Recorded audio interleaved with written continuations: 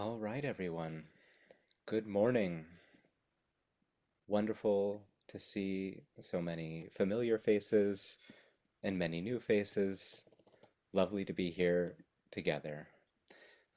It's really a delight to call us to order and thus to convene our gathering of spiritual ecologies, an opportunity for us to think together and to reflect upon the combined, interconnected themes of education, theology, activism, and contemplation, and how these might inform the many faces of contemporary environmental work. This day is also an offering in honor of the memory of Rabbi Ellen Bernstein, my friend and my teacher, and that of so many countless others who passed away suddenly some 2 months ago. The world is still reverberating with that loss, and I know I feel it acutely in my own heart. I don't want to reiterate or rehearse the many wonderful tributes to Ellen's life and work that have been published in the wake of her passing, but a few notes are in order. Um, Ellen was a gifted author, an inspiring educator, and a tireless advocate for infusing the work of ecology with a religious dimension. Though she was hardly a stranger to the environmental sciences, Ellen understood so well that the climate crisis is also a spiritual crisis, one that must be addressed by nurturing and inspiring human responsibility grounded in the appreciation of beauty, interconnection, and intimacy. She was the founder of Shomrei Adamah, Keepers of the Earth, in 1988, generally hailed as the first national Jewish environmental organization. But along with her activism, her education, and her advisory work, Ellen was an author who sought to train our eyes on the rich and diverse sources within Judaism that could address our increasingly dire ecological situation by calling out our capacity for love. This writing, which she saw as core to her creative work and calling, yielded so many wonderful books. These include Let the Earth Teach You Torah, Ecology and the Jewish Spirit, The Splendor of Creation, The Promise of the Land, and Towards a Holy Ecology, Reading the Song of Songs in the Age of Climate Crisis, Ellen's most recent work. Ellen was a river guide, literally, of course, but she was also someone who guided her students, her friends, and her colleagues along those waters of the religious imagination. I should also note that Ellen was a longtime friend and collaborator with the Institute of Jewish Spirituality and Society, the organization that sponsored the day's events and where I have the honor of serving as the senior scholar in residence. Here at the IJSS, our mission is to advance scholarship and social transformation, bringing Jewish spiritual knowledge to bear on the toughest challenges of contemporary society.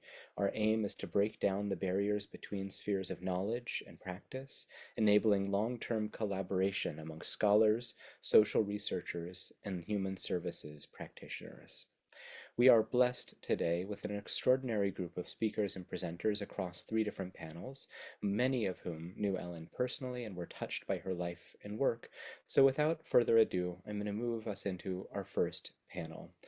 Each of our participants, our scholars, will speak for about 15 minutes, and we'll have the opportunity to engage with them in conversation about their work in the Q&A afterward. If you have questions, please either put them into the Q&A as they go, or you can save them for the end. We're going to go sequentially, and then we will come together for a panel toward the end. So it's my great honor to introduce our first speaker, Professor William P. Brown, the William Marcellus McPheeters Professor of Old Testament at Columbia Theological Seminary in Decatur, Georgia. His teaching and writings explore the intersecting issues of creation, theology, ecology, science, and justice from various biblical perspectives. He's the author of Deep Calls to Deep, the Psalms in Dialogue Amid Disruption, A Handbook to Old Testament Exegesis, Wisdom's Wonder, The 7 Pillars of Creation, and Seeing the Psalms, as well as the editor of Engaging Biblical Authority. Bill was a member of the Center of Theological Inquiry at Princeton, where he worked collaboratively with scientists, philosophers, and ethicists, exploring the societal implications of astrobiology. He is currently working on a major commentary on the Psalms for OTL. Bill was a founding member of the Earth Covenant Ministry, an organization of Presbyterian churches in the Atlanta area dedicated to creation care that is now part of the Georgia Interfaith Power and Light.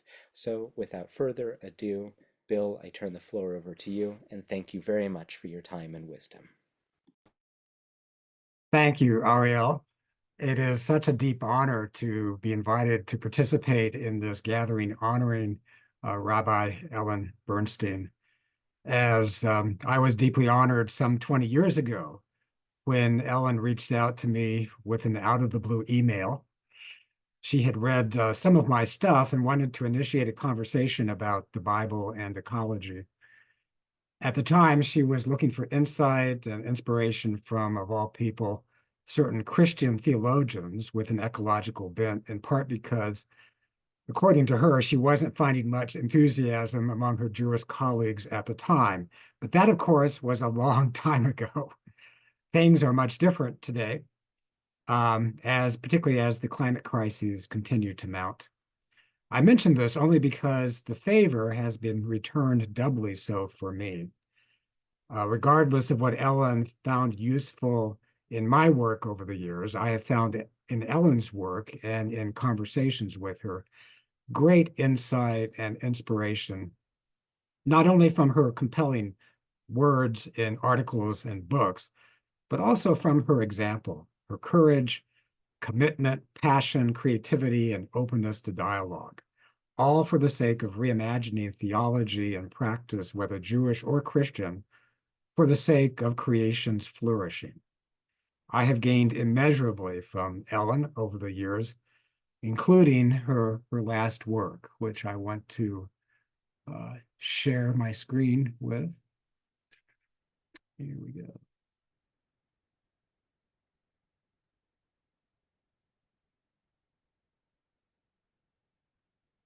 As Ariel mentioned, her last work, Toward a Holy Ecology, Reading the Song of Songs in the Age of Climate Crisis.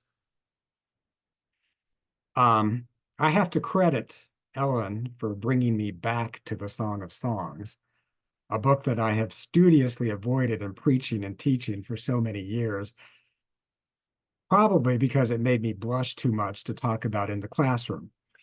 But it was through her perceptive words and reflections in her most recent writings that I found my own entrance ramp into biblical love poetry. In fact, just 2 weeks ago, I preached on Shir HaShirim at a church, which I would never have done unless I had gained insight from Ellen on how to do so.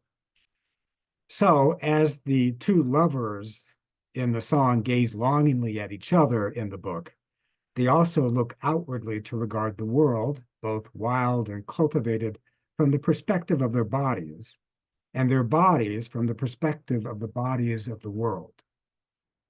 As they see each other, they also see leaping gazelles and grazing sheep, towering mountains and ripened pomegranates, date palms and lush gardens. The world is made exquisite by their mutual affections, and their affections are mutually enhanced by the world. Exploring their bodies is tantamount to exploring the world beyond their bodies, and vice versa.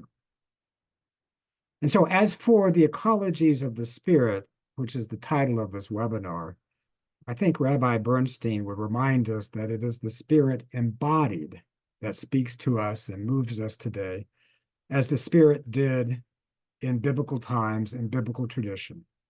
In the Spirit, bodies matter, human and non-human. Now, Ellen raised my awareness of embodiment in the Song of Songs by observing how the natural environment is brought into the arena of human love. The land serves much more than a backdrop for the couple's verbal lovemaking. Land, plants, and animals are foregrounded such that the lovers become identified with them. The woman is a garden, the man is a gazelle. The song's geography, as Ellen points out, stretches in all directions. North towards Lebanon, south to Ein Gedi, east to Heshbon, and west to Mount Carmel. Throughout the song, no less than 34 landscapes are named. The lovers are the land, Ellen says, and their desire for consummation is shaped by their communion with the land and the life it supports. The human body finds its beauty in communion with creation, not apart from it. And so let no one rent asunder what God hath joined together, humanity and the rest of creation. The integrity of the land reflects how we treat our bodies, and how we treat our bodies reflects how we treat the land. That is, either with respect and love or with abuse and exploitation. We do not exist apart from creation, the Song of Songs tells us, but as integral parts of the web of life. And we should act accordingly, according to the interdependence of all life. How would we treat God's creation differently if we considered creation not as a warehouse of resources for our consumption, but as a source of wonder and love, a sensuous source of joy? Feeling the fine, dark soil between our fingers as we plant and cultivate new life in the ground, savoring and sharing the fruits of the earth, rather than extracting and hoarding them for consumption and profit, eating with reverence and gratitude, slaking our thirst with clean, pure water divested of lead and forever chemicals, breathing deeply air cleansed of exhaust pipe and smokestack pollutants, taking in our breath just as Adam took in his first breath in the garden, the breath of life from God. While the Song of Songs celebrates bodies, human and otherwise, there is a recent strand in Christian theology, if I may talk about this for a moment, that raises the stakes perhaps even higher regarding the importance of bodies. It asks the question, what if we treated the land, the water, the air, the plants, the animals, ourselves as metaphorically parts of God's body, as the Christian theologian Sally McFague has famously argued? Such an astounding and for many heretical claim is not unprecedented in biblical tradition. God is often portrayed as having a body. Just ask Moses, who demanded from God to show God's glory, God's kavod, which he saw partially from God's backside. In Christian tradition, in the New Testament, the Apostle Paul proclaimed, in God we live and move and have our being, which also can easily be said of creation, which we live and move and have our being. In creation, we live in God, and in God, we live in creation. And this is not to reduce God to creation. God, of course, is infinitely larger than the cosmos, but it is to affirm that creation is part of God. And by way of illustration, I refer to a remarkable mid-13th century map of the world, the largest of its kind, known as the Ebstorf Mappamundi. It was discovered in 1830 in the Benedictine monastery in Ebstorf, Germany. And in the cartographic fashion of its day, the map places Jerusalem squarely in the center, with the continent of Asia stretching upward, that is to the east. Africa is on the right, that is south, and Europe on the left and downward, that is north and west. The map offers a picture of the Christianized world as it was then known. Included also are scenes from the Bible. But what is particularly striking is what is found at the map's edge. And I can't see it in my screen because it's blocked by Zoom paraphernalia. But at the very top is Christ's head. And then on the right and the left, which I think you can see, are the outstretched hands of Christ. And then at the very bottom, you can see a pair of feet, Christ's feet. All to illustrate that the world is located in Christ's body, that the world is born by the body of Christ.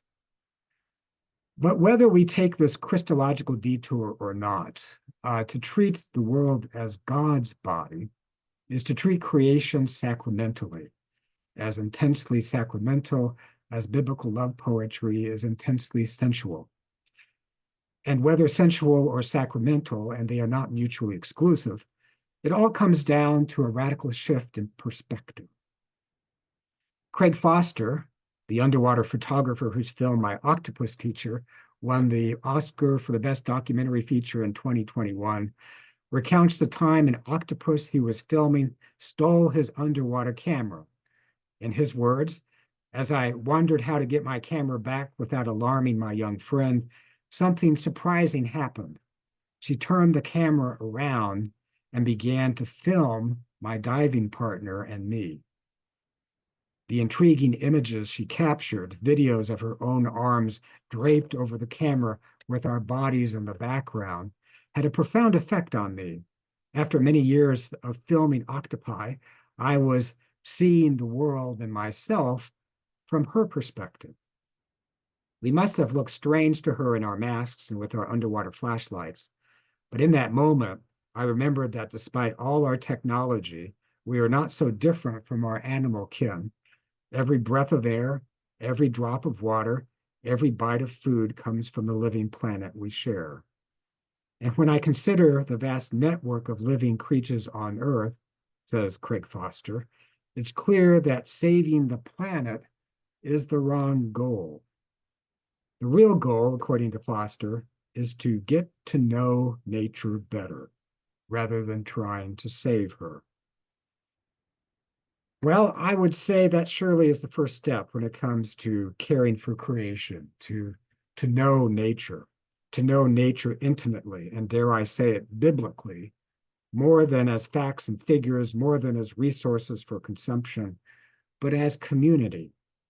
In short, it is to know the biotic community as the beloved community. And Ellen was a champion of knowing nature as intimately as knowing one's beloved. Indeed, creation was Rabbi Bernstein's beloved. And this last slide is one of Ellen's favorite places, Trinity Alps in Northern California, where she hiked often. And she talks about in her 1998 article how wilderness forms a Jew. Thank you. Bill, thank you so much for that really moving and thoughtful presentation. So we're going to continue now, and then we'll wrap around together for a discussion when we're all done with these three presentations. Thank you again. Our next speaker, it's my great honor to introduce Sandra Lubarsky, who serves as the president of Flagstaff College, a communiversity offering education for community in Flagstaff, Arizona. She is retired from academic positions in sustainability at Appalachian State University in North Carolina and Northern Arizona University. She holds a PhD in philosophy of religion from Claremont Graduate University and is the author of Tolerance and Transformation, Jewish Approaches to Religious Pluralism, Jewish Theology and Process Thought, and numerous articles on religious pluralism, Jewish theology, and the intersection of aesthetics and sustainability. Thank you so much. Oh, thank you, Ariel, for honoring Ellen in this way and for inviting me to speak. I met Ellen in 2007 at a conference on Jews and the environment, where I quoted Ellen's important insight that, quote, "When you ask someone where they have experienced the presence of God, they invariably say on a mountaintop or by water, rarely in a modern synagogue," unquote. Her point, of course, was that sacred space is in nature. I suggested that those places tend to also be places of beauty, and that this made sense because beauty, like holiness, shares a relationship with vitality. I happened to be sitting next to Ellen. She had just written The Splendor of Creation, her gorgeous exegesis on Genesis, which might just as well have been titled The Creation of Splendor. We bonded immediately. It is no accident that Ellen's last work on the Song of Songs is itself an exaltation of the enrapturing power of the earth's beauty. In what follows, I offer some of my thoughts on the need to make beauty a central theme in sustainability and in Jewish theology. Unlike Ellen, though, I didn't come to environmental awareness by running rivers or studying biology. But I did grow up in a household where my childhood was delineated by two maxims: read a book and go outside and play. Over time, these two directives converged so that when I started to read Lester Brown's books on the state of the world, I had spent enough time outside that I cared deeply about how human behavior was damaging the trees, soils, waterways, and the lives of other species. I went to Claremont Graduate University for my graduate work to study with the leading process thinkers John Cobb and David Griffin. I thought that process thought offered a way of thinking through the pressing challenges to post-Holocaust Judaism, to the problem of evil, to the relation between science and religion, and to the challenges of religious pluralism. In the early 1980s, Cobb and Griffin already understood the need for a shift from a modern to a constructive postmodern worldview and the relevance of environmental decline to theology. At the same time, Arthur Waskow, Zalman Schachter Shalomi, and others were formulating the basis for Jewish renewal and developing a post-halakhic Judaism that could respond to these same issues. They also arrived at the need for an ecocentric worldview rooted in ecological principles. Though there has been some recognition of the overlap between process thought and Jewish renewal, process thought remains, I believe, an underutilized resource for Jewish ecological thinkers, though it offers, I believe, the metaphysical substructure for building a postmodern, biocentric, vibrant Judaism for our time. And it is process theology, process philosophy that underpins my own work. Whitehead's entire philosophy is based on a reintroduction of value into the world. Reintroducing value to the world deposes materialism and the claim that the really real things that make up the world are senseless and valueless units of quantifiable measure. I don't remember when it became clear to me that the reintroduction of beauty is fundamental to creating relations that are worth sustaining. I think it was the philosopher Charles Hartshorne's assertion that, quote, babies are more beautiful than good, that got me thinking that the same is true for other forms of life, and that beauty might be the most important of all values. The two babies I have known most intimately, my two sons, could lay no claim to being upright or accountable for their actions. Their immediate importance was their beauty, the inherent radiance of their being. To describe their innate value in terms of goodness as having to do with the ethical good seemed like a mistake of categories. And this seems as true for trees and birds and the whole of the natural world as for human babies. I became convinced that beauty is the more inclusive values category and the more baby. Now, by beauty, I mean patterns of relations that engender life. Life is an amazing consequence of generative patterns and relations. We identify and experience these life-affirming patterns as beautiful. Springtime's lavish display of new life and the patterns and relations that sustain such abundance, all the buds and blossoms and babies of so many species, provide incontestable evidence of the affiliation of life and beauty. Beauty is the consequence, then, of world-supporting structures and processes that sustain and foster the remarkable creativity of life in relationship with life. The traditionally acknowledged elements of beauty, proportion, symmetry, harmony, contrast, unity of the whole, they are the recurrent relations that intensify beauty's presence. But on their own, or even altogether, they cannot generate beauty any more than the orthodoxies of religion can engender spiritual transcendence. Ultimately, there is no algorithm of proportion and harmony to describe nature's beauty. Beauty has no formula apart from the fundamental ingredient of vitality. Like life, it is both deeply relational, the traditional properties of beauty attest to this, and wildly unconstrained. The reaffiliation of beauty with life and life affirmative experience is, of course, a very different way of talking about beauty than usual.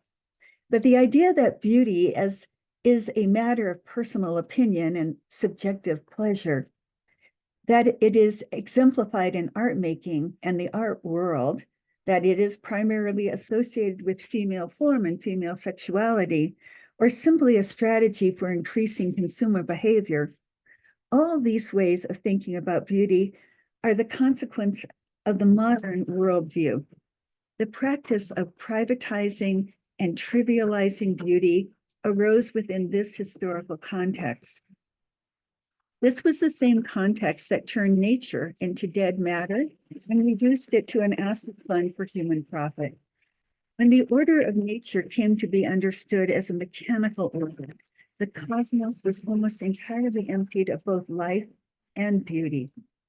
If we continue the practice of privatizing beauty as only in the eye of the beholder and trivializing it simply as that which gives me pleasure, we empty the world of its value, the value it has generated by mutually supportive relationships of life to life. As long as the world's beauty could be taken for granted, it wasn't necessary to pay attention to its importance. Just as Ellen assumed that because ancient Israelites were immersed in nature, they had no need to treat it as a topic of direct concern, I believe that the world's beauty was also an expected feature in their lives.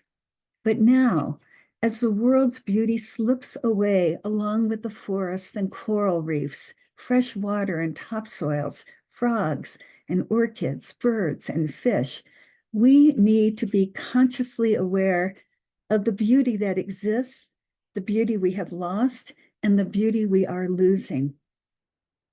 Beauty is very much a casualty of ecosystem destruction. And yet, beauty remains an unspoken and thus unattended aspect of Jewish theology, even as Jewish thinkers have embraced the need to lift up and expand environmental awareness, eco-spirituality, and as David Seidenberg, who will speak next, so wisely argues, the centrality of chiyut, of vitality. For example, although I deeply appreciate the efforts of Rabbis Cardin and Reisner and their development and advocacy of the commandment of Yishuv HaOlam, which they identify as the, quote, Jewish imperative of maintaining a livable, thriving, and flourishing world, what strikes me is the absence of the word beauty. But without it, flourish and thrive can too easily remain entangled in assumptions of growth, expansion, and prosperity that presume a utilitarian relationship with non-human life. I know that Cardin and Reisner also celebrate the, quote, majesty of creation, and that the beauty of the world, and the beauty of the world, because I've talked with them about the inadequacy of emphasizing habitability. But as long as Yishuv HaOlam emphasizes endurance, we run the risk of reducing sustainability to survivability. But when we talk about sustainability, we envision something more than the effort to ensure the continuation of human civilization as we know it, or the ability to survive physically a climate apocalypse or any number of other disaster scenarios. Sustainability, though, points to a vision of something not yet and better. As British environmental writer George Monbiot said, we need a vision that, quote, proposes a better world rather than, if we work really hard for it, just a slightly less shitty one than there would otherwise have been, unquote. Visions and hopes are fueled by values, by what we judge to be important and hold to be of worth. At the heart of the vision of sustainability is an axiological assumption about what we value and what is worth sustaining. Sustainability is not the final goal. It is a practical guide for arriving at a world flourishing with the beauty of life-supporting relations. When we talk about sustainability, we must also talk about beauty. Not to do so is an injustice to the depth of our vision and our inborn love of the world and its beauty. In the Jewish tradition, the purpose of human life is to be in right relationship with the source of life.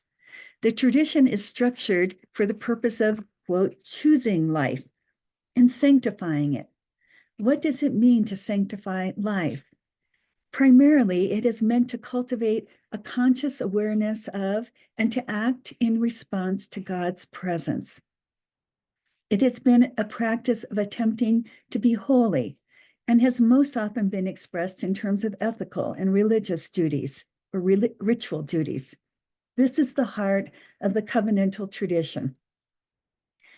But if beauty is fundamental to our efforts to restore and care for the world, then what we now need is a heightened awareness of beauty and the imperative to protect and practice beauty as a religious obligation.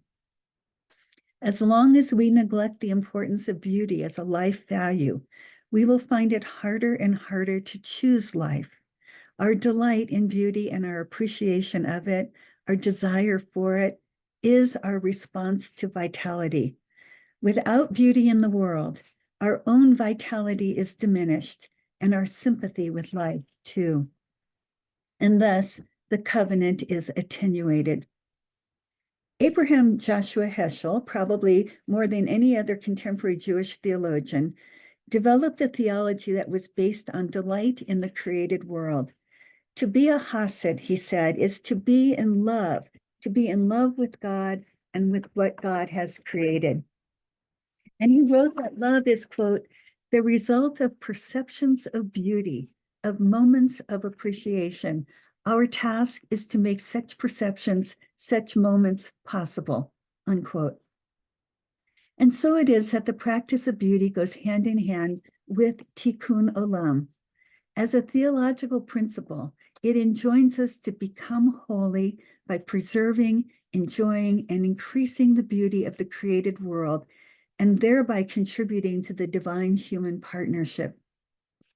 Because beauty is ingredient to a sustainable worldview, it must also become ingredient to the forms of eco-Judaism that we are in the midst of creating. When beauty is placed in relation to life, and life is understood as productive of beauty, then the practice of beauty becomes a practice of coordinating life to life in ways that intensify, expand, and generate life. Once we associate beauty with aliveness and with the events and processes that stir our own sense of aliveness and connect us to life, we pay attention to the patterns that reduce or invigorate this experience. We reorient ourselves to the world, becoming sensitive to the patterns that sustain life, and then cultivating the art of living in ways that enhance life. That was Ellen's goal throughout her life. Though she mostly framed these ideas in the language of goodness, she knew intuitively that goodness and beauty are more than affiliative, that they are not two separate value categories. Her call for moral action was grounded in an aesthetic sympathy to the whole. Above all, she was profoundly receptive to the beauty of God's creation. It was her starting point, and I hope it will become ours. Thank you. Thank you so much for that wonderful, vital presentation. We'll move now to Rabbi David Seidenberg, our third speaker, who's the creator of neochassid.org and the author of Kabbalah and Ecology, God's Image in the More Than Human World. He's written and lectured extensively on ecology, human rights, and animal rights in the Jewish and biblical thought and practice. His work includes advanced research on Maimonides, on tikkun olam, the Jewish imperative to perfect the world, and on questions about Jewish indigenousness, including his recent article, The Third Promise. Rabbi David is also a composer and a dancer, and the scion of a Palestinian Jerusalemite Jewish family. David, the floor is yours. Thank you so much, Ariel. It's wonderful to be with all of you and to be learning from all of you. And thank you to the Institute. I wanted to start by just reflecting a moment back to Sandra Lubarsky, whose words reminded me so much of what Aldo Leopold talked about. So I just want to quote him. He wrote, "A thing is right when it tends to preserve the integrity, stability, and beauty of the biotic community. It is wrong when it tends otherwise." If we would simply implement this one rule throughout our decision-making, throughout society, everything would be fixed. And yet we don't, and it seems as if we can't. So the question is, what's wrong? What's stopping us? And here I'm going to turn to something in Ellen's book, just a brief quote. "The earth, once perceived as alive and enchanted, appears dead or inert to most modern cultures. Oblivious to the sentience of the natural world, we defile the earth with little consideration for the consequences of our actions. Retrieving a sense of the earth's intrinsic value and its aliveness is fundamental to encouraging an enlightened citizenry that lives and acts responsibly with the earth in mind." And of course, the reason why she turned to the Song of Songs is in the next sentence. The Song of Songs captures this sense of aliveness, this sense that the land is a living partner with us, with God, and the connection to all of us, and in connection to all of us. So it still is the question, same question, what stops us from seeing the earth as alive? And I would say that fundamentally our anthropocentrism is what makes us see our lives as being so much more lifeful than any other lives on the planet, and even than the life of the planet as a whole. So how do we undo anthropocentrism? Because our traditions, our religious traditions, are thoroughly implicated in the foundations of a civilization that is anthropocentric. And anthropocentrism simply means that humans are the center and purpose of creation, but it also tends to imply that humans are at the top of the hierarchy of creation, so that not only are we the end purpose, but everything is here to serve us. This is, of course, on the face of it, prima facie, an insane idea to think that way. And yet, this is how we think. This is how we've been taught to think. Well, one of the roots of this is the idea that humans are the image of God. This is a thing I wrote a whole book about, a long book about. Because it seems to imply, if you just read the Torah on the face of it, that humans are in the image of God and nothing else is in the image of God. So one question is, can we overcome that hurdle? Or are we going to have to live with that and then still find somehow a biocentric ethos? And there's a number of ways to approach that problem. I also want to note, before I get into the thick of it, that we are between the parshas that we read in the Torah of Bahar and Bechukotai. And between Bahar is about the Shmitah year and how we need to let the land rest and how the land deserves to rest and has its own relationship with God. And Bechukotai is the curses that happen if you don't let the land rest, which is you will lose your relationship to the land, in essence, and therefore exile will come upon you, etc., etc. I've written a lot about this in detail. At the beginning and the end of these sections, it says, these are the laws that God commanded to Moshe on Mount Sinai. It's a famous Midrashic question. Why does it mention Mount Sinai specifically when talking about Shmitah, when talking about the sabbatical year, about having to let the land rest? And although there's many complicated Midrashic answers, I think the answer is pretty simple. This is the purpose of the whole Torah, is to create a society that is capable of observing the Shmitah year, the sabbatical year. And in fact, we practice once a week to get it right, to get the idea of Shmitah in our heads. We practice once a week with something called the Sabbath, which serves Shmitah. It serves training us to do Shmitah. So in Shmitah, the land's needs come before human needs. So even though the Torah says that humans are in God's image, the Torah is also equally clear that if we don't preserve and protect the land and allow it to fulfill its needs, which, according to the Torah, include the need to rest, then the needs of the land take precedence over the needs of human beings. That's clearly not anthropocentrism, but clearly states that the land is at the center, and that if humans don't serve the land properly, we go out of the center. We're displaced from the center. In fact, the first story in Genesis says that we're in the image of God, but the second story of Genesis says 3 times that the purpose of human beings is to serve the land explicitly. Now, this is usually mistranslated or sadly translated as to work the land. God put the human in the garden to work the land and to guard it, but it doesn't. It means to serve. What is true is that our ancestors, the ancient Israelites, understood that what it meant to serve the land was to do agriculture, that all of agriculture was meant to be an act of service.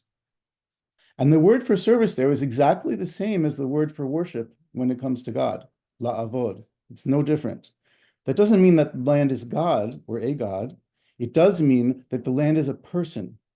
It has personhood, it has precedence and priority. It's an ethical end and not just an ethical means.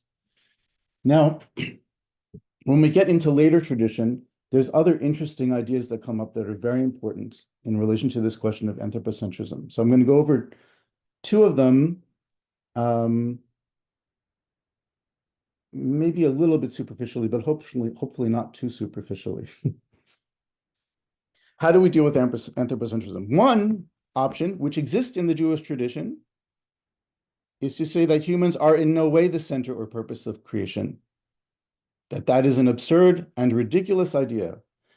And that would be hard to say since there's only one philosopher who says that, but since that philosopher is Maimonides, we have a very firm foundation on which to say such a thing.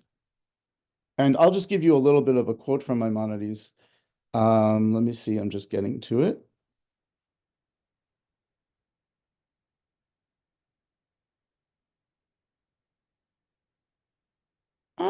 I lost my place.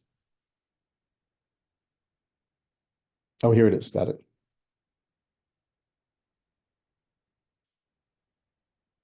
All other beings have been intended for their own sakes and not for the sake of something else.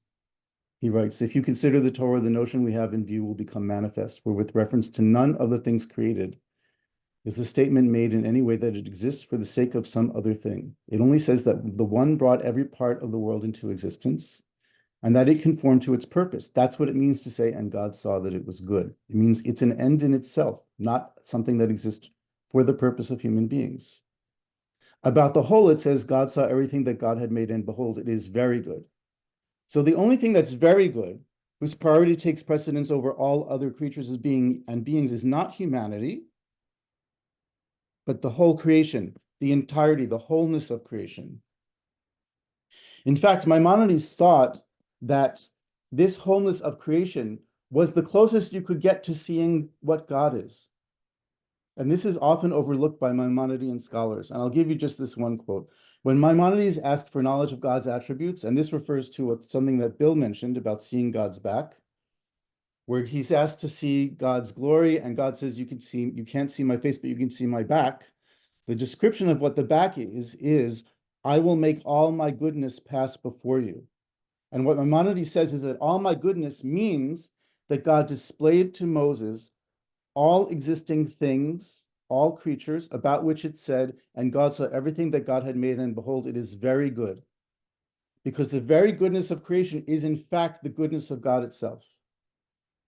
By their display, here, listen to this. This is a precise definition of ecology. By their display, I mean that Moses would apprehend their nature and the way they are mutually connected, so that he will know how God governs them in general and in detail. That's what it means to know God. That's what it means to see God. So even though Maimonides wants us not to elevate creation overly much, he has a very strong sense of God's hierarchy over the world. He still says that if we want to understand God and come anywhere close to that, contrary to apophatic theology, as most people understand it, you can see it by looking at the whole of creation. You can't see it by looking at an individual quality or an individual being, but you can see it by looking at the whole and how it's all interrelated. Now that's one path. The other path is the Kabbalistic path.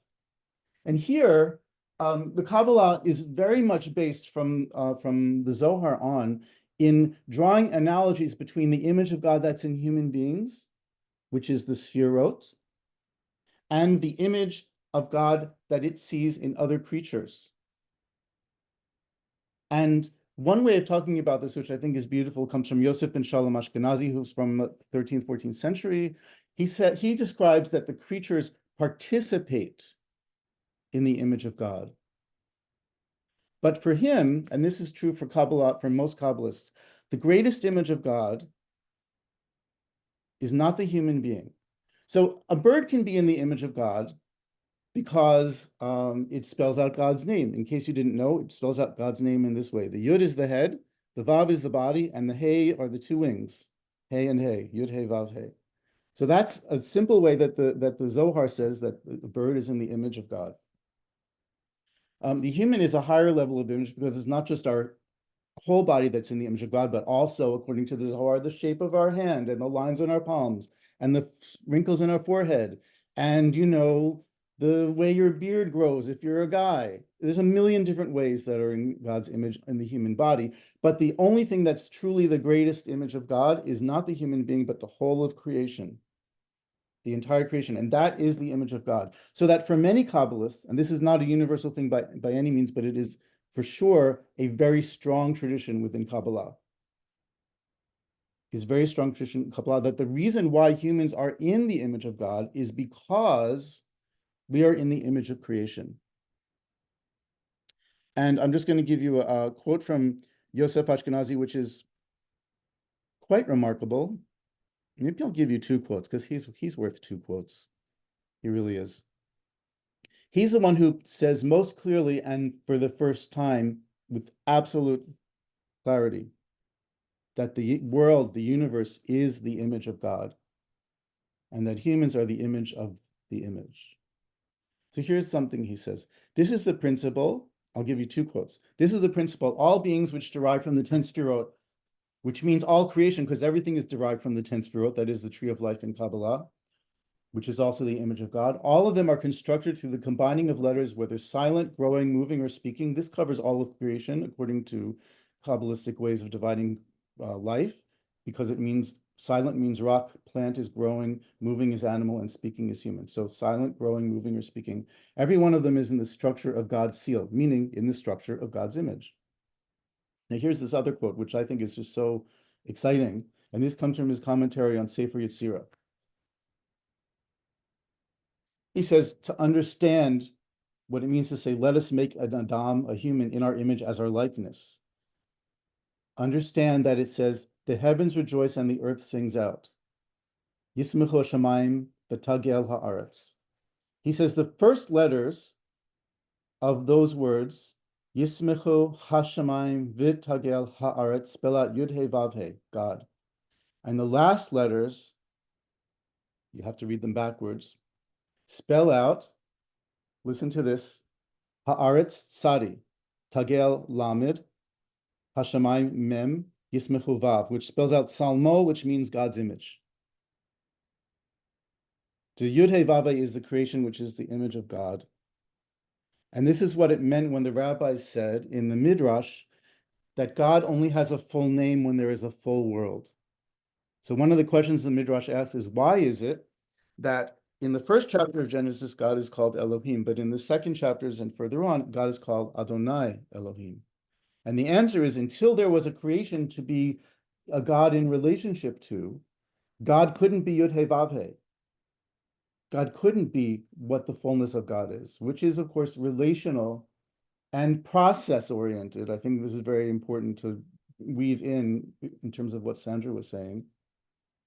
So that when the creation comes into existence, then God is Yud He Vav He, because creation itself brings into being, as it were, the Yud He Vav He, through God's process, through God's relationality.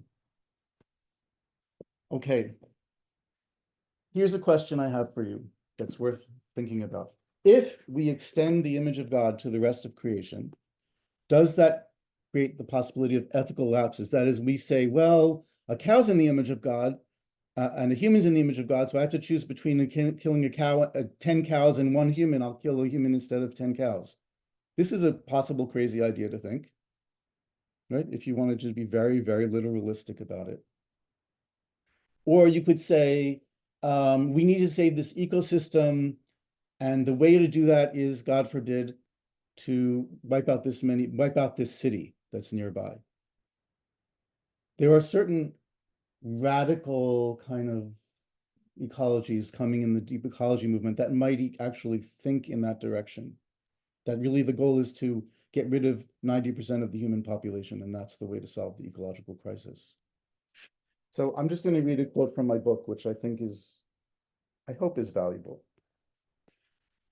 So if we think that creation is God's image and that everything is potentially at least participating in God's image, to use Yosef ben Shalom Ashkenazi's language, and here's the quote: "To think this way means to undo centuries of hierarchical thinking that have put human beings on a pedestal. But could expanding God's image to the more than human world, as Kabbalah hints at, and removing humanity from its pedestal have the unintended effect of trivializing human life? If we do so consciously, I think not. When we come to expand Tselem's reach, Tselem means image, its original meaning is also intensified. In the language of the Talmud, imagine or remember the awe you feel at standing at the edge of the Grand Canyon, or descending into a forest, or witnessing an extraordinary storm or sunset. What would it be like to look at another person and feel that kind of awe? Imagine regarding a bus driver or a stranger who sits down beside you, or even an enemy, with those eyes.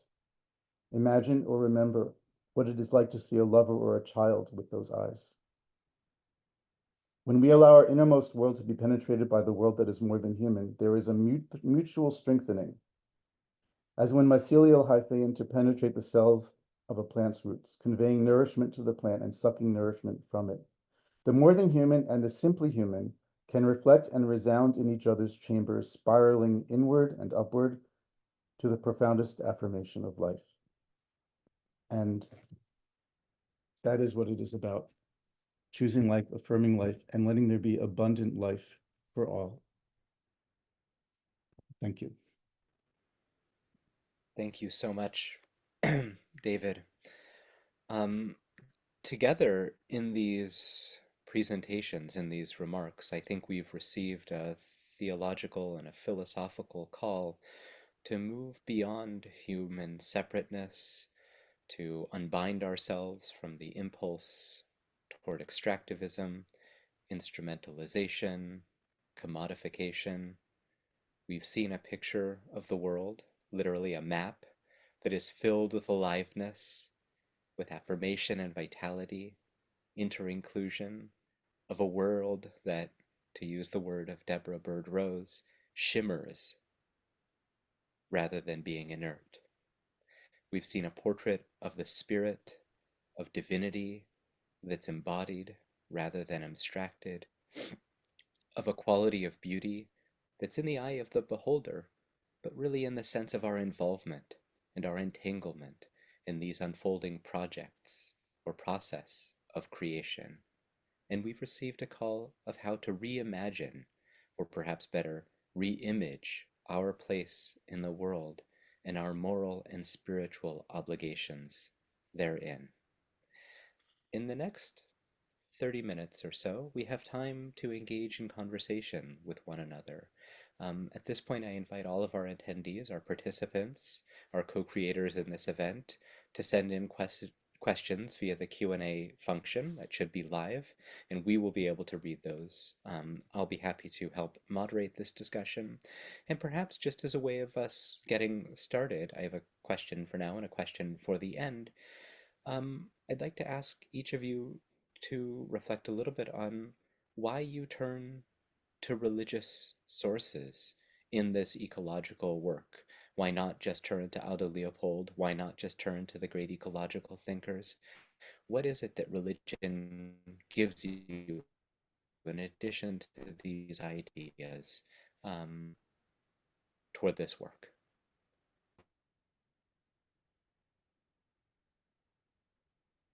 you want us to go in the same order? I think we can unshackle ourselves from orders and think about whoever'd like to go. David, Sandra, Bill. Um, I don't mind going first if that's okay with everyone. I'm just going to quote something in my book with a slight preface, which is, if religion got us into this mess to some degree, as well as technology, as well as modernity, as well as capitalism, religion of all the things that got into this mess has the most potential for getting us in some way out. If the problem is a spiritual and cultural one, then we need to work on the spiritual and cultural level in order for that to happen. And here's why I think religion is possibly especially powerful for doing this. And this comes just straight from the introduction to my book. Okay. So I'm going to define what I think is religion. Compassion arises naturally and spontaneously from the moment we encounter another. Moral reflection extends the reach of that compassion beyond the neighbor, even beyond the span of a single lifetime. But our moral vision is easily limited to what we can imagine in our mind's eye.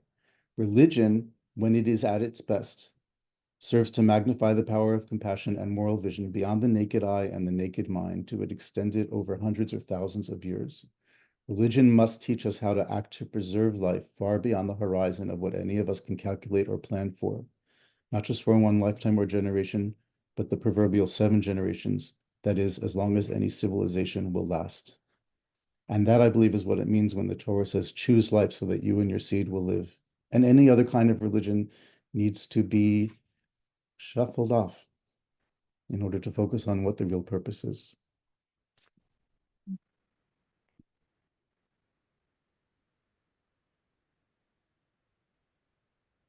I really don't have much to add to what David has so profoundly expressed, except that from my experience and my tradition, I see much of my work in response to Lyn White Jr.'s 1967 article on the historical roots of the climate catastrophe. I'm not quite sure that's the right title, but in which he blamed Western Christianity as the root cause of our climate crises. And so in a way, from that article, as David said, it is religion that got us into this mess.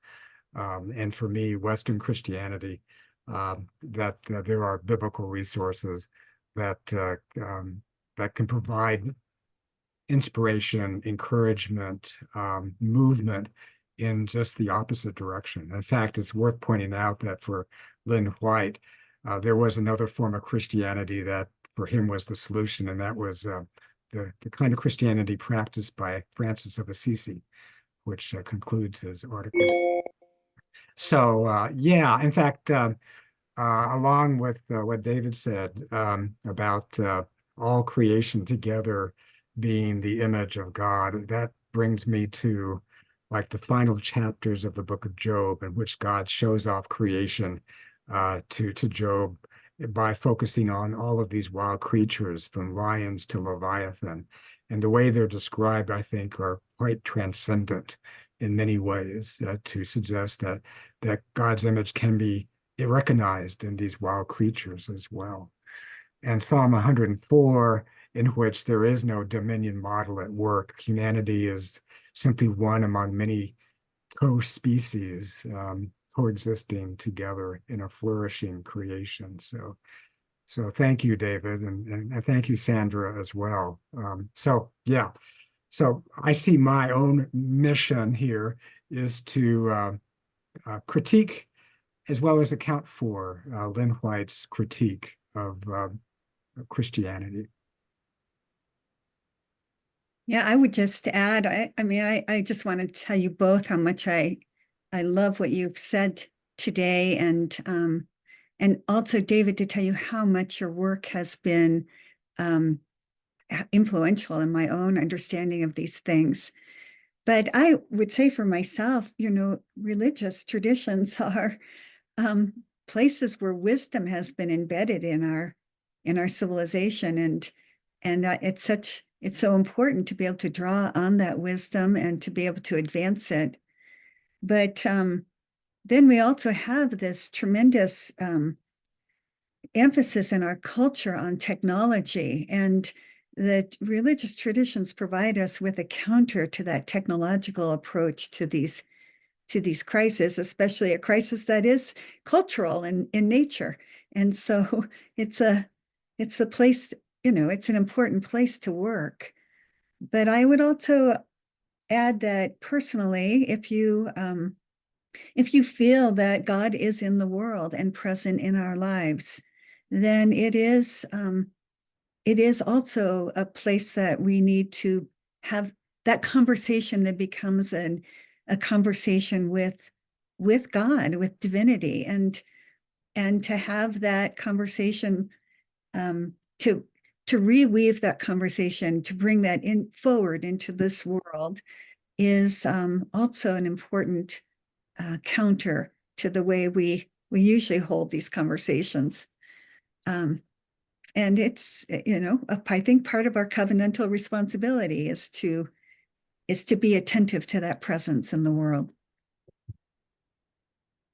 Ariel, could I add one little thing? Sure. Okay. First of all, I just love being with both of you and thinking through about these things.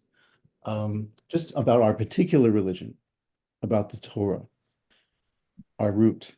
I believe that the Torah is a response from a civilization that understood that it was possible for there to be an ecological collapse, that Sumer had collapsed ecologically, that they wanted to be in a reality that was the opposite of Sumer and the opposite of Egypt, not a river agriculture, but a mountain agriculture, because you could not control what happened to the land because you did not have control over rainfall the way that in both of those other civilizations you had control over the river water. And that our ancestors understood already that it was possible for the idea of control to lead to ecological and civilizational complete collapse. And so that wisdom is already built in to some of the very foundational elements of the Torah, like the Shmitah, as I was expressing before. So just exactly as Sandra was saying, we have this wisdom. We've had it for thousands of years and we haven't implemented it. We might as well give it a shot.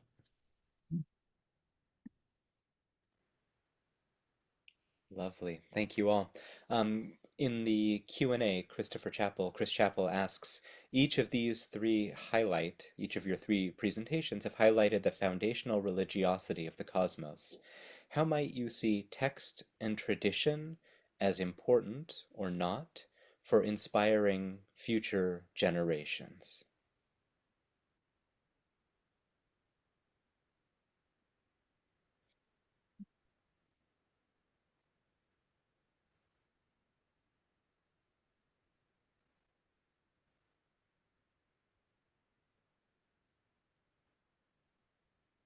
I want to defer to both David and Bill, because you really work textually in a way that I don't as much. Yeah, I mean, I again find what both of you have done to be helpful in grounding this more contemporary conversation. But I am deferring to you. I appreciate this, Sandra, but I'm very interested in how we read process theology into the text, if you can give us any enlightenment or just insight on that. Well, I think, we're always guided by some assumptions, metaphysical assumptions. So I definitely do read the text from a perspective that there is a divine presence in the world, but that presence is operating in relationship or relationality. And so, I mean, one of the finest features to me and most truthful, as you've said, a feature that that really speaks to what my experience of reality is the fundamental social and relational aspects of the creation. And so, the notion of process philosophy is that we are deeply relational beings, and that there's nothing that exists independently of everything else. So I read the text from that tradition, which of course overlaps perfectly, I think, with the Jewish tradition itself. I also find that, Whitehead said, I love this quote from Whitehead, and that is that the teleology of the universe is directed toward the production of beauty. And that idea that we're not simply here to procreate, to simply survive, but that we're here to have this, to be able to contribute to the enlivenment of the created world, also informs my reading. So I'm reading for that, and I'm looking for the tradition to support that. And fortunately, I find it within the tradition. I mean, I think again, the fundamental imperative to choose life is, is the right thing to guide us in how we live. But then, of course, what does it mean to choose life, and to choose it simply as a quantitative measure or as a self-centered measure? Again, that violates the principle of relationality. Yeah. What you're talking about, Sandra, just brings immediately to mind what Arthur Wasco talks about when he talks about Yud He Vav He being the name of God being a representation of breathing, so that he sometimes translates Yud He Vav He as the interbreathing of all creation, which I also love. I think that looking at the Torah from a perspective of beauty is really powerful and so different than the way I tend to look at it, which is finding out what's right and wrong. So I really appreciate that perspective. Oh, well, I'm glad, because I think we need to, it does present this alternative work for us to do, doesn't it? And I think it would be, I look for companions in this exploration of beauty, and this looking at, I mean, we've so diminished the value of beauty in the modern world that there's so much work to do, and just simply to understand what it means to approach things from an aesthetic lens. If I may contribute, I think that is so critical, Sandra, for retrieving, recovering, and expanding upon beauty and aesthetics as part of our common work together for, say, Tikkun Olam. And you mentioned earlier about the teleology part of the work as well. And so in my tradition, I've ventured forth into the last book of the Christian Bible, the book of Revelation, to talk about its own beauty, in that the new creation is a creation of flourishing and vitality, and also as God's home.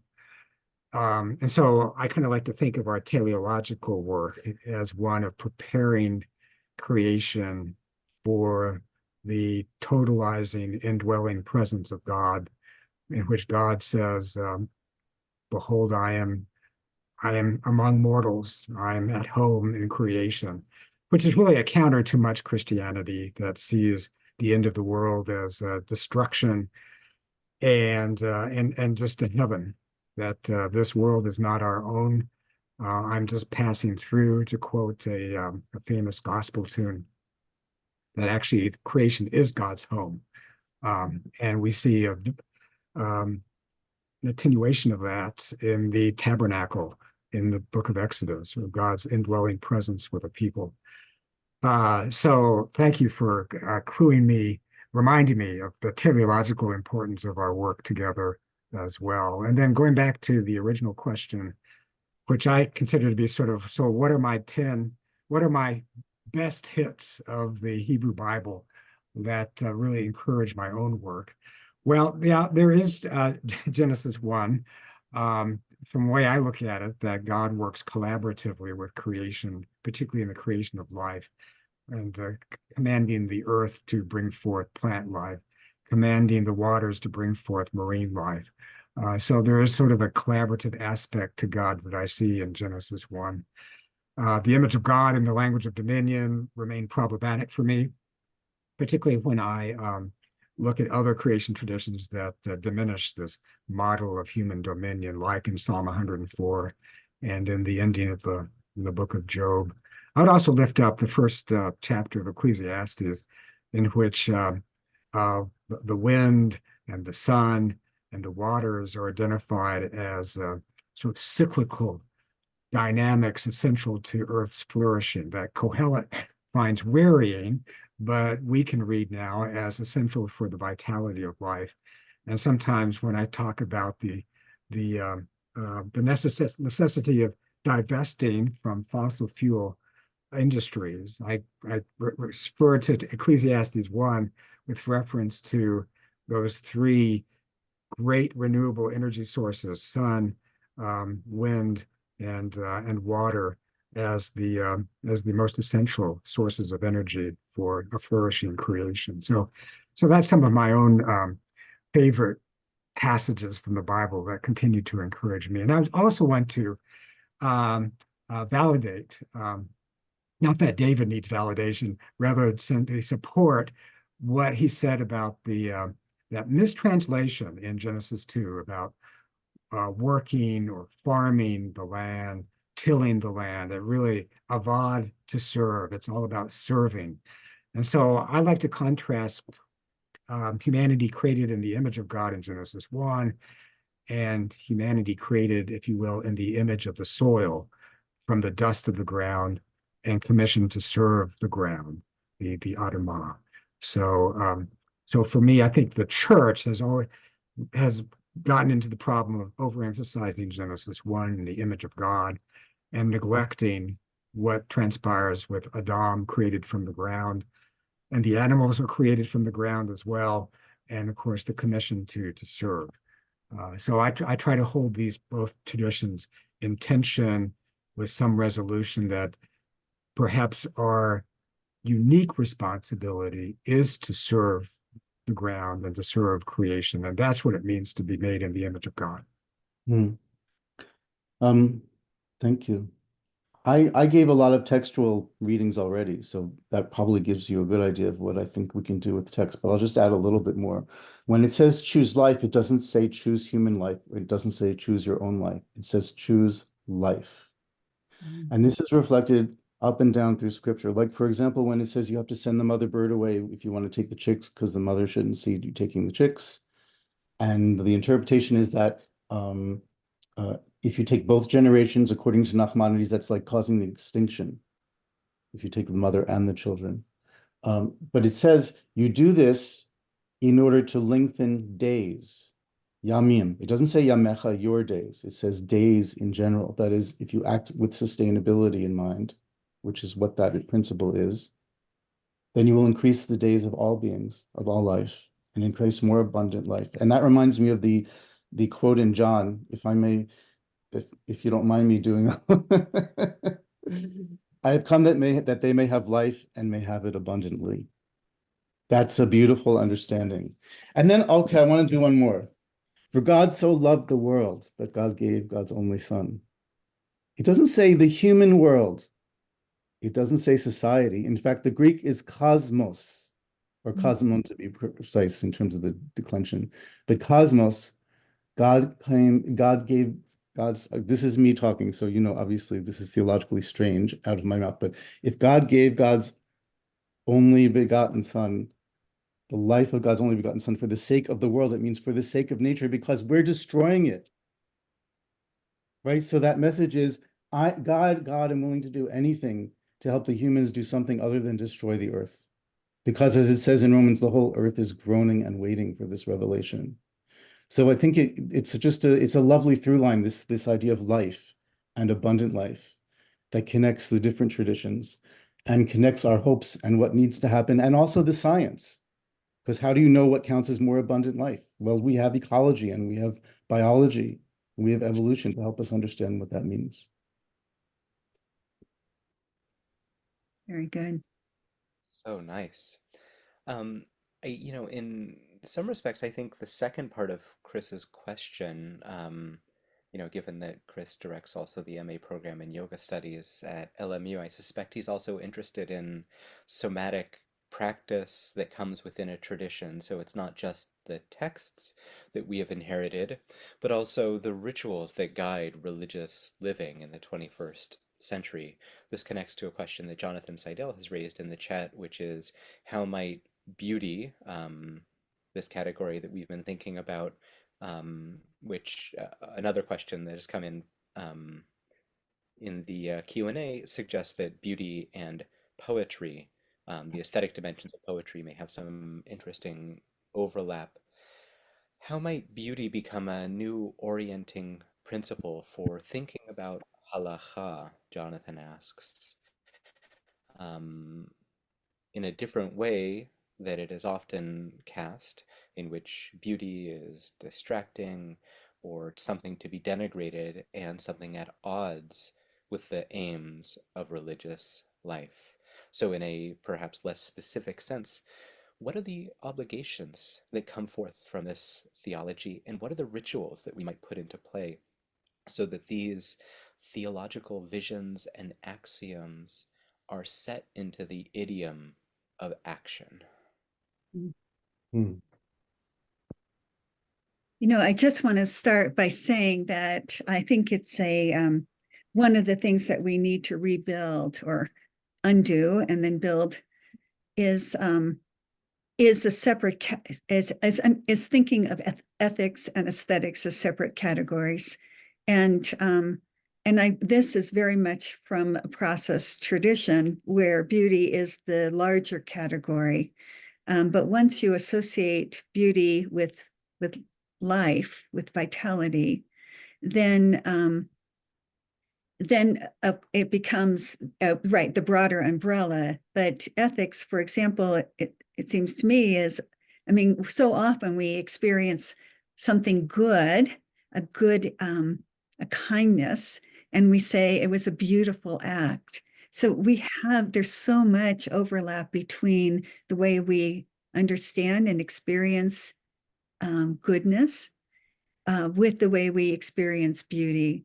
That, right, all good things are also beautiful, but not all beautiful things are about goodness, as I said around babies, that just their goodness is to come. Perhaps their moral responsibility is to be developed, but their value immediately is their beauty. Anyway, that's to say that beauty is the more inclusive category. But we have, especially in the modern world, we have divided these value silos. So we have the silo of ethics, the silo of aesthetics, and then the silo of truth. And that has impoverished, I think, our way of understanding how things work, and especially then the denigration of beauty in the modern world. And so all this is to say that beauty and goodness are not to be pitted against each other, but that they are interwoven. And that, the Greeks had this wonderful word. It's not wonderful. It doesn't slide off the tongue, but the word was kalokogathia, and it was beauty goodness. It was a hyphenated word. And I do think we need to develop some hyphenated words that bring together these two ideas. I think in the Jewish tradition, so I've been looking for hooks within Judaism to talk more about beauty, and we have the tradition of Hidur Mitzvah, of making special. And I think it's a tradition that has been right now mostly practiced as a form of the arts, of making the Torah crowns beautiful, of beautifying objects. But in fact, I think Hidur Mitzvah can become part of that imperative around beauty, that it's a place for us to start.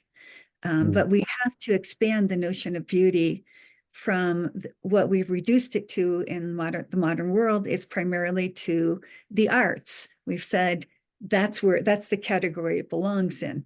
But then, of course, artists have said, don't impose that on us because we want to also speak politically and psychologically. We don't want to be just burdened with the idea of creating beautiful things.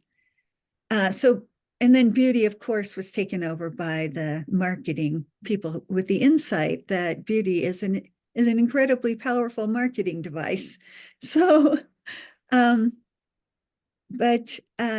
if we can expand the notion of hidur mitzvah beyond the arts and into this more wider theological category, then I think we have the beginning of a place to work on ritual, on the practices of beauty.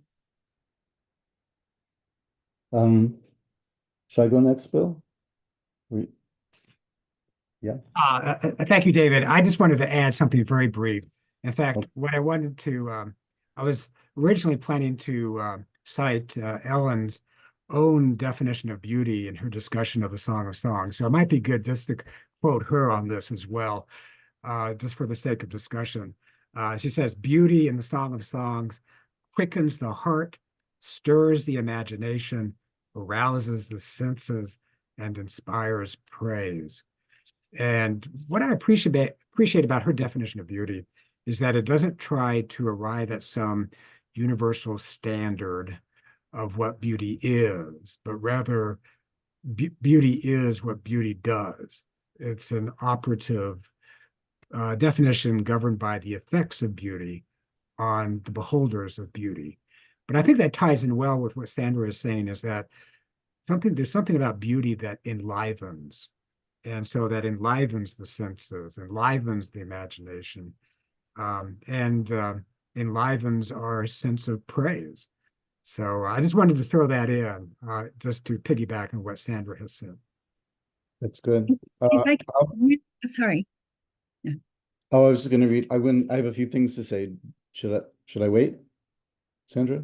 If I can just quickly add, I think one of the mistakes of again, it's inherited from modernity to a certain extent, is that beauty, we have made beauty, we want to talk about beauty as in terms of objects rather than relationships.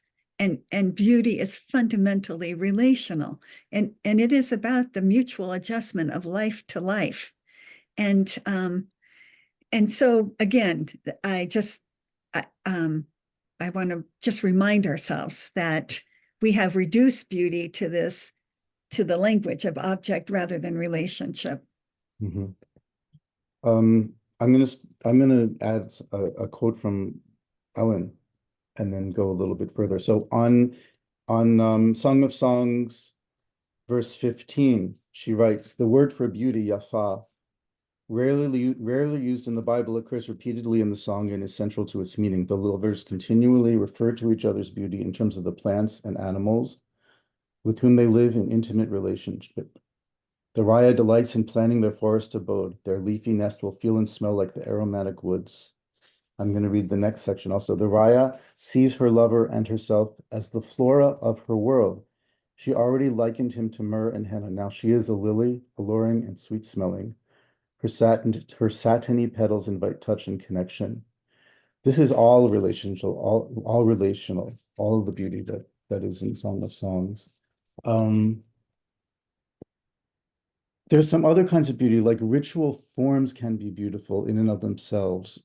And I want to give an example, which is the lulav and etrog, because the lulav and etrog, and that is the palm branch, the citron, the myrtle, and the willow branches that we shake on Sukkot. They're a shamanistic grain stick, right? So one represents the desert, the palm, one represents the mountains, the myrtle, one represents the rivers, the willows, and the citron represents the places where you do agriculture, sort of flatland, lowland. And they each take the most water that from the previous year. They need the most water of the species in their region. And you take them together to ask for rain. So that's easily understood with shamanistic logic and magic. But part of that is creating a symbol that has this relationship with the world, and that relationship of the symbol being encapsulating the whole world has its own unique beauty. This idea of seeing the infinite in the small, of seeing the whole in the part, is another kind of beauty that we haven't specifically pointed out. The other thing I wanted to mention is that art is not the same as beauty. A lot of times the job of art is to confront us with our ugliness. Mhm. It may do it in a beautiful manner, but at the heart of it is an element of ugliness. And I'm thinking of an exhibit I saw recently, a woman who was doing art based about the oppression of women in Iran, in Tehran. And it was videos of her with a mesh over her face, sewing a mask onto her face on the mesh, a mask covering herself. And it had an ugliness as well as a beauty. And that was essential to what she was saying. Um, so we have to make space for ugliness and tragedy also, because beauty can also be found in tragedy. And then beauty can be abused. Like people are writing beautiful poems on both sides of the war between Israel and Gaza that are all about having deepest, deepest compassion for the people in your people, the people on your side. And they stir up deep compassion, but they do it in a way that makes it so much in front of you like this that you can't see compassion for the people who are on the other side. And this, I've been seeing this repeated, how beauty can be used not just to open our hearts, but also to open our hearts just this much and not further. And so beauty becomes complicated in all these ways. But the last kind of beauty I want to mention is the beauty that comes from a new insight, from learning. Learning itself is inherently beautiful. Anytime I learn a new word, I feel joyful. Delight is an essential part of beauty. That's not just, that's sensual delight as well, but also I'll give you one example. The kind of thing where somebody comes up with a commentary that turns a text on its head and makes it mean something totally new, as if a new world has opened up. So just a very simple example. Pirkei Avot, the chapters of the sages, as it is sometimes understood. It has a statement, know what is above you, which means you should know that heavens are up there to judge you. So be careful, watch what you do. Know what is me'al mimecha, and which literally means know what is above from you, because that's how you say above you in Hebrew. So the Baal Shem Tov, the founder of Hasidism, says, know that what is above comes from you. That is the well-being, the power of the heavens, of divinity itself depends on your own intentionality, on your own being. Know what is above you becomes know what is above comes from you. And that shift also is a kind of beauty. To feel that inside yourself feels like a world in transformation, even though it's just an idea. And I really cherish that kind of beauty as well. And I think Judaism has a very special affinity with that kind of beauty. Hmm. I David, think, sorry. Sandra, go ahead, please. Well, I mean, I think fundamentally beauty is about what brings us to life. And the things that you've pointed out, David, are examples of what brings us to life. And that really requires that we enlarge, of course, the notion of beauty. But you've given us some really beautiful examples. I would just add that, again, one of the problems with the way beauty has been cut and spliced and narrowed in the modern world is that we, again, have these categories that separate beauty out from health and from wholeness. And so we need to reintegrate those notions into our understanding of beauty. And then again, we have a way then to be able to say that that something is a misuse of beauty in that it diminishes the health and wholeness of things. The kind of silo-ization of these categories or of knowledge reminds me of Immanuel Kant's description of the university of the future. He was thinking then in the 1790s as a factory in which all forms of knowledge will be under the regime of expertise and they'll be cordoned off one from the other. Max Weber talks about this in the early 1900s about the the level of specialization now required within the academy, and if he only knew what would happen in the 21st century and the way that these forms of knowledge would become increasingly balkanized, fractured, and cordoned off from one another. What I've heard today is a push that moves in a very different direction, which is the return of theology to the discussions around everything from ethics to aesthetics to action to philosophy, perhaps even to social, economic, and political organization with an integrated sense rather than a sense in which they ingrate against one another. I'm also reminded, we have a question from the audience, and we'll wrap up perhaps with this, about aren't there other traditions within religion that speak in very different ways about the environment or about other things, germane to this discussion, nature, our place therein? And I think what we've heard from our panelists today is, yes, of course, there are many other things in religion. Um, I'm I'm I'm thinking now in light of this discussion about Louise Rosenblatt's description of how we read.